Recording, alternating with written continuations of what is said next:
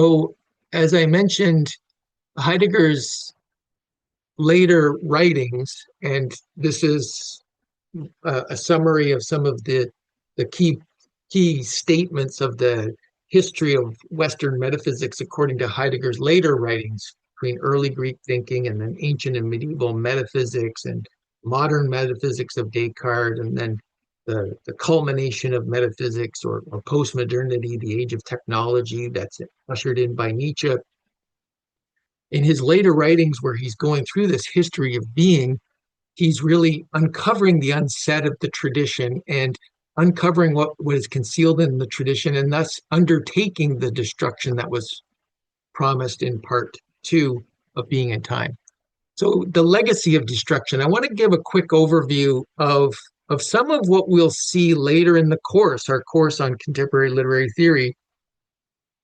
Some of these, let's say, heirs of Heidegger, at least when it comes to destruction.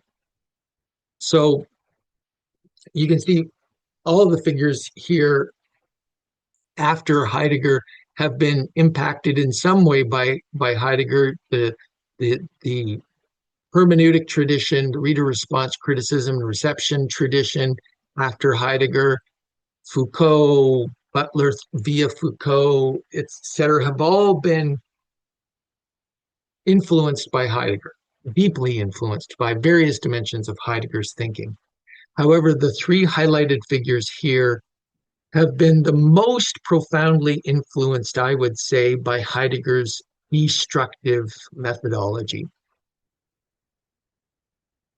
So first of all, and then I'll go over these very briefly, but we'll see it in more detail as we have lectures on each of these figures in the coming weeks. So for Gadamer, it's destruction is a methodological contributor to his concept of dialogue with the tradition. Destruction has to open up the way so that I can be open and listen to what the other has to say. So in any communication, I need to be open for that communication to be authentic. I need to be open to what the other says. So too, when I'm relating to the past, I'm relating to the text, and that text, I can't just go in with my own conceptual blinders on it. I have to, in some way, peel away that and thus open up the possibility for that text to tell me, oh, okay, well, yeah, that's another way of looking at the question, and I can use that to adjust my own horizon. Leo Strauss, the famous 20th century political philosopher, also builds on Heidegger's method of destruction. So Gadamer is quite explicit about his, let's say, debt to Heidegger. He's very explicit about it. Gadamer is taking what is nascent in Heidegger and really unpacking its hermeneutic, its interpretive consequences in elaborate detail.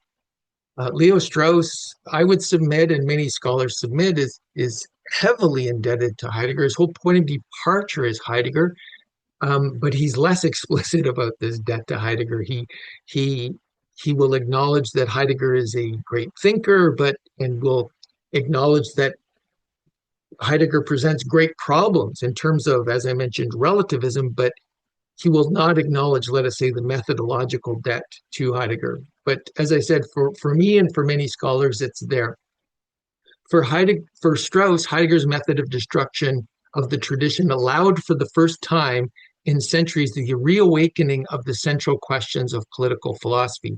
And this is as close as he comes to explicitly acknowledging this debt. This is from a lecture that was in honor of Jacob Klein in 1959.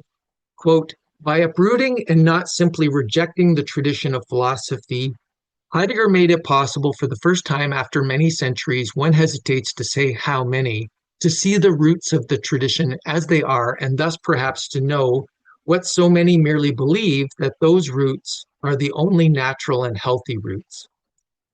Klein was the first to understand the possibility which Heidegger had opened without intending it, the possibility of a genuine return to classical philosophy, to the philosophy of Aristotle and of Plato. So we see here, and we can this is definitely, as we'll see in our lecture on Leo Strauss, the the path Strauss himself takes is to try to, in a way, deconstruct, peel away our traditional layer of interpreting that history of political philosophy so that we can get at what he would see as the genuine philosophical point of departure of these ancient philosophers. And then, of course, Jacques Derrida adopted Heidegger's method of destruction and translating it into the French deconstruction. So deconstruction is an incredibly influential methodological tool in literary theory, postmodern criticism, and critical thought today. So Heidegger dismantled the concepts to uncover a deeper hidden truth of being, the unfolding of being in the tradition. And Derrida uses the method to expose contradictions within language and within texts themselves, with a slightly different end there. As I said, this is Derrida then in this way kind of lays the groundwork. So Heidegger via Derrida lays the groundwork for so much postmodern theory, cultural theory today. So if we're to summarize these figures, we can see in terms of the core objective of of these, starting with Gadamer, he wants to achieve a fusion with the horizon of the past, have this open dialogue with the past. Um, for Strauss, the objective is to uh, discover the timeless political truths of classical political philosophy and bypass historicism. And for Derrida, it's to expose the internal contradictions and hidden hierarchies within Western logocentrism. And in terms of what the forgotten is, what is the concealed, so to speak. For Gadamer, it's the historical nature of human understanding, and it's about uncovering that. For Leo Strauss, it's this foundational tension between revelation and reason, and the tension between philosophy and poetry. And these hidden or esoteric doctrines within the tradition that have been concealed by exoteric doctrines. And so if we and then of course for Derrida, the concealed is the originary différence, he calls it, the original differential play that allows any textual identity to arise.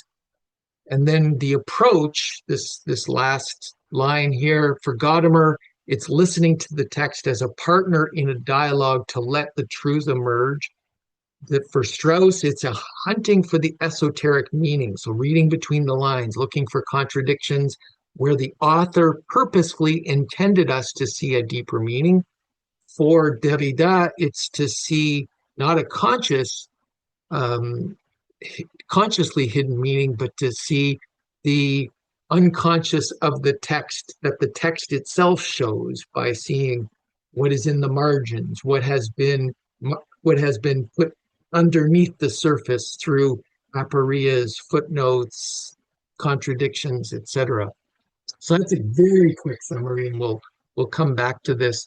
A quick summary of the three different approaches to Heidegger's deconstructive legacy, all of them made possible by Heidegger, all of them in their own way responding to the challenge put forth by Heidegger.